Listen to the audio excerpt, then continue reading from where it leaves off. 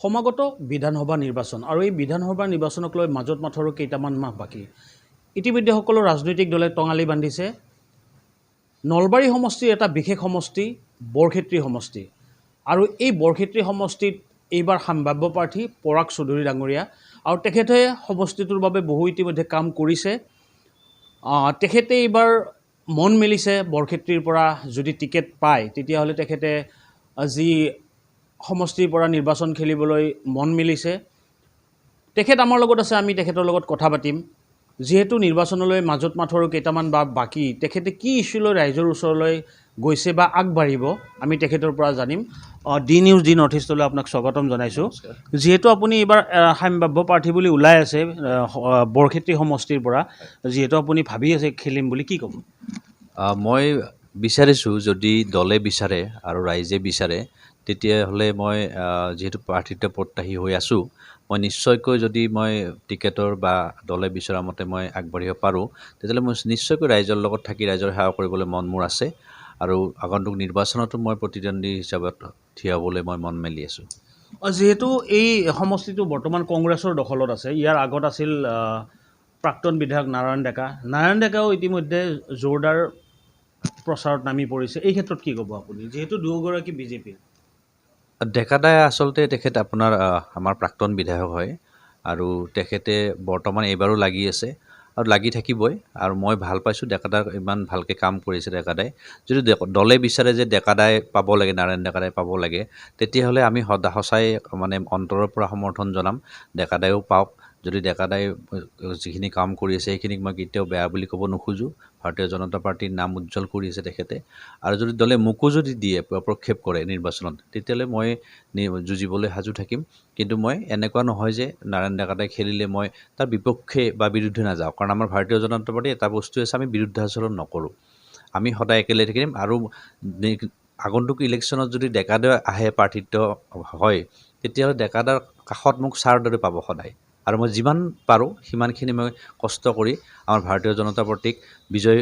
পথত নিয়াৰ কাৰণে চেষ্টা কৰিম তাৰ কাৰণে যিজন প্ৰাৰ্থীয়ে নহওক সকলোৰে লগত মই থাকিম যদিহে টিকট পায় আপুনি কি ইস্যু লৈ আগবাঢ়িব মই আচলতে ৰাইজৰ লগত আপোনাৰ আলোচনা কৰি ইছ্যুবোৰ মই আগতেও কৈছোঁ বেলেগ চেনেলতো কৈছোঁ যে ৰাইজৰ অসুবিধাবোৰ আপোনাৰ মই এটা ইছ্যু কৰিলে নহ'ব মোৰ মনটোত যোনটো আছে সেইটো কৰিলে নহ'ব ৰাইজৰ লগত আলোচনা কৰি ল'ম যে তেখেতসকলৰ অসুবিধা কি আছে তাৰ ভিতৰত কিছুমান মোৰ আছে মই নিজে কিছুমান জানো আপোনাৰ যিখিনি জানো সেইখিনি মই নিজাকৈ তেওঁলোকৰ মাজত উত্থাপন কৰিম তেওঁলোকে সমৰ্থন কৰিলে সেইমতে কাম কৰিম আৰু তাৰ আগতীয়াকৈ তেওঁলোকক সুধিম যে আপোনালোকৰ সমস্যা কি আপোনালোকৰ সমস্যাখিনি মই সমাধান কৰিবলৈ চেষ্টা কৰিম আৰু ওপৰ মহললৈ সেইখিনি লৈ যোৱাৰ বাবে সেইটো কাৰণতহে আচলতে আজি ৰাজনীতিত আহি পেলাই দলীয় টিকেটৰ কাৰণে লাগিছোঁ নহ'লে ব্যক্তিগতভাৱে আমি আগৰ পৰাই কাম কৰি আছিলোঁ ৰাজনীতিৰ লগত জড়িত হোৱাৰ পিছতো আপুনি ক্ৰীড়াৰ লগতো জড়িত কম্ফু বা মাৰ্চিয়েল আৰ্টৰ লগত জড়িত আপুনি কেতিয়াৰ পৰা চৰ্চা কৰি আছে মই আচলতে স্কুলীয়া জীৱন শেষ হোৱাৰ পিছত আপোনাৰ কলেজৰ লাইফৰ পৰাই মই আপোনাৰ খেলৰ লগত জড়িত আছোঁ মই প্ৰথমতে টাইকাণ্ডোত আছিলোঁ তাৰপিছত আপোনাৰ মই অসম কম্ফু সন্থাৰ লগত জড়িত আৰু বৰ্তমান মই অসম কম্ফু সন্থাৰ ভাইচ প্ৰেছিডেণ্ট হৈও আছোঁ আৰু মই নিজেই আপোনাৰ টং ইলমুডু যোনটো কোৰিয়ান মাৰ্চিয়েল আৰ্ট তাতো মই জড়িত আমি কিছুদিন আগতে আমি দিল্লীৰ পৰা আমাৰ টীম লৈ গৈ পেলাই আহি পাইছোঁ তো মই খেলৰ লগত এইটো কাৰণে জড়িত থাকোঁ কাৰণ খেলে মানসিক উৎকৰ্ষতা যোনটো সাধন কৰাত সহায় কৰে আৰু ল'ৰা ছোৱালী যিখিনি আছে আমাৰ যুৱচাম হওক যোনে হেৰি হয় থাকে সেই গোটেইখিনি আপোনাৰ এটা শক্তিশালী মন মানে ষ্ট্ৰং এটা মাইণ্ড এটা কৰাত মানে খেলে বৰ সুবিধা কৰে আৰু খেল জগতে আপোনাৰ ভৱিষ্যত জীৱনৰ মানুহজনক সুচাৰুৰূপে নিয়াটো সহায় কৰে সেইটো কাৰণে মই খেলৰ লগত জড়িত হৈ থাকোঁ আৰু উৎসাহ দিওঁ চবকে যিহেতু আপুনি 2025ত অসমৰ পৰা আইকন এৱাৰ্ড এটা পাইছিলে কি কাৰণত সেই বঁটাটো আপোনাক দিয়া হৈছে আপুনি হেৰি বিজনেছৰ কথাটো কৈছে এইটো আপোনাৰ আচলতে 2025ত নাছিলে এইটো আগতে আছিলে আপোনাৰ ইণ্ডিয়ান আইকন বিজনেছ এৱাৰ্ড বুলি আছিলে এইটো বেংগলোৰত দিছিলে সেইটো দিছিলে মই আপোনাৰ মোৰ এটা ফাৰ্মাচিউটিকেল কোম্পানী আছে PC হেল্থ কেয়াৰ বুলি তো মেডিচিন সংক্ৰান্তীয় আপোনাৰ আমাৰ দৰৱ পাতি আমি বনাওঁ মেডিচিন আমাৰ 44টা প্ৰডাক্ট আছে তো এইটোৰ লগত লৈ পেলাইহে আমাৰ বিজনেছ মিট এটা হৈছিলে তাতে এইটো এৱাৰ্ড ঘোষণা কৰিছিলে ইণ্ডিয়ান আইকন বিজনেছ এৱাৰ্ড আপোনাৰ সেই বুলি দিছিলে আপোনাৰ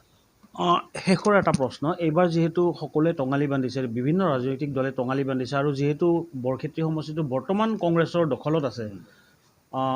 এইবাৰ কেনেকুৱা হ'ব নিৰ্বাচন বিজেপিৰ কি ক'ব? এইবাৰতো বিজেপিৰ আপোনাৰ এইবাৰ প্ৰশ্নৰ কথা আহিয়ে নপৰে। এইবাৰ বিজেপি আপোনাৰ বিপুল ভোটত বিজেপি আপোনাৰ আগবাঢ়ি যাব। তাতে যিজন প্ৰাৰ্থীয়ে খেলে সেইটো বেলেগ কথা হ'ব, পাৰ্টিটো মানুহে চাব।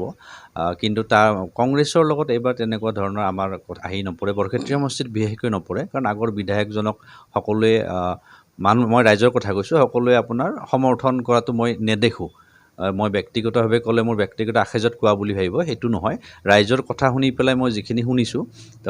প্ৰথম যিহেতু মই এজন ভোটাৰ হয়, ৰাইজৰ মাজত থকা মানুহ, সেইটো হিচাপত মই কৈছোঁ যে কংগ্ৰেছে এইবাৰ নোৱাৰিব তেনেকুৱাকৈ। ধন্যবাদ জনাইছোঁ। আৰু এইগৰাকী আছিল যি সম্ভাৱ্য প্ৰাৰ্থী বৰক্ষেত্ৰী সমষ্টিৰ পৰা পৰাগ চৌধুৰী ডাঙৰীয়া। আমাৰ ফালৰ পৰা তেখেতক আমি আন্তৰিক শুভেচ্ছা জ্ঞাপন কৰিলোঁ।